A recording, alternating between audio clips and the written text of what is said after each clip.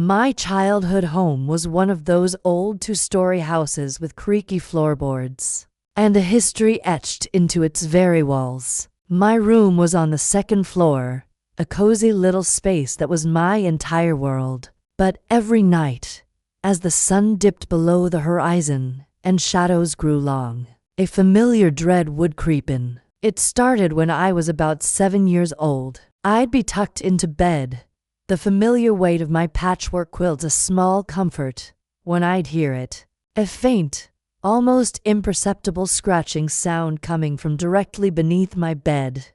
At first, I dismissed it. Old houses make noises, my parents would say. The pipes, the wood settling, the wind. But this sound was different. It was rhythmic, intentional. Scratch, scratch, pause, scratch, scratch, pause. I would lie there, frozen, my heart thumping against my ribs like a trapped bird. I'd pull the covers up to my nose, creating a tiny pocket of air to breathe, convinced that whatever was under there couldn't get me if it couldn't see me. One night, the scratching was louder than usual. I squeezed my eyes shut, trying to block it out. But curiosity got the better of me. Slowly, ever so slowly, I lowered my head over the side of the bed, peering into the darkness below. My heart stopped. In the sliver of moonlight filtering through my window, I saw a hand.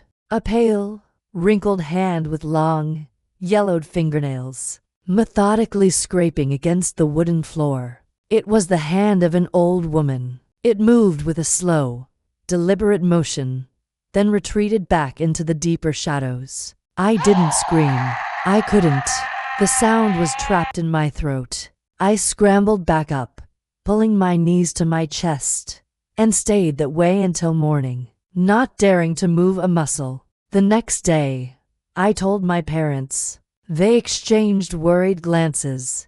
Then my dad got on his hands and knees with a flashlight. He scanned every inch of the space under my bed.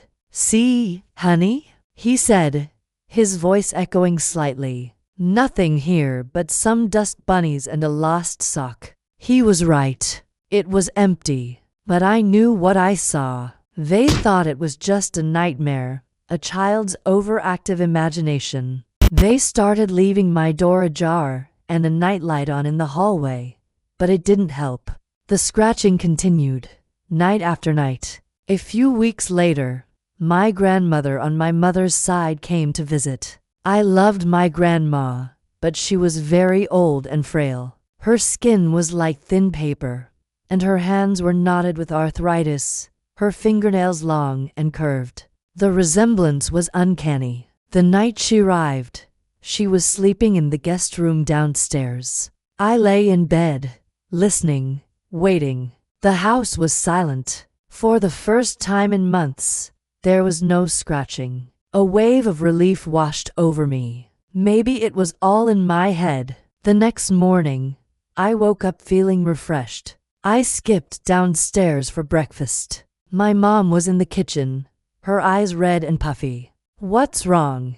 I asked. She knelt down and hugged me tight. "Grandma, she passed away in her sleep last night, sweetie." I felt a cold knot form in my stomach. It couldn't be. It was just a coincidence. That night, I went to bed feeling a strange mix of sadness and a lingering fear.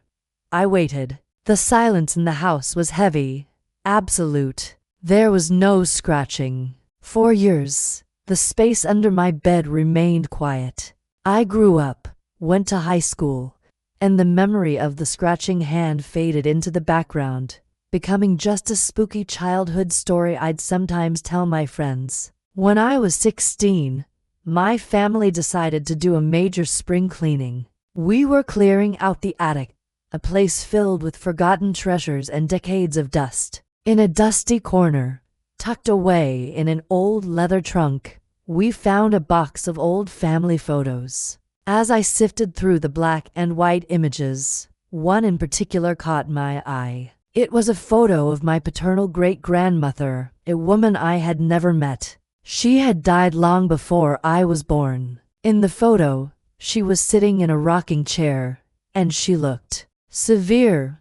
Her eyes were dark and piercing, but it was her hands that made me drop the picture. They were resting on her lap, pale and wrinkled, with long, distinctively curved fingernails. They were the exact same hands I had seen under my bed all those years ago. I ran downstairs, my heart pounding, and showed the photo to my dad. His face went pale. He sat down heavily. "Your great-grandmother," he began, his voice barely a whisper. She wasn't a very happy person. She lost a child, a little girl, who died of a fever in this very house. In your room." A chill ran down my spine. "She always blamed herself," he continued. "After the girl died, my grandmother said she spent hours in that room, just sitting on the floor, rocking back and forth, sometimes scratching at the floorboards as if she was trying to dig her way to her daughter." He looked at me, his eyes filled with a dawning horror and understanding. "She died in this house too, in her sleep, in the same room where my aunt, her daughter, had passed. My room." It all clicked into place. The scratching wasn't random. It wasn't my maternal grandmother. It was her, my great-grandmother, trapped in a loop of grief, forever searching for the child she had lost, right under the spot where I slept. That night, I couldn't bring myself to sleep in my bed. I slept on the couch downstairs. The next day, my dad and I moved all the furniture out of my room. We got on our hands and knees and looked at the floorboards under where my bed used to be. And there they were, faint but unmistakable. Dozens of long, thin scratches etched into the wood, crisscrossing over each other in a pattern of frantic, unending sorrow. We sold the house a few months later. I never told the new owners what happened. Sometimes, I wonder if a new child sleeps in that room, and if they, too, hear the faint sound of scratching from the darkness beneath their bed. Thanks for watching. If you have a story like this, I'd love to hear it in the comments. And don't forget to like and subscribe for more. Stay safe out there.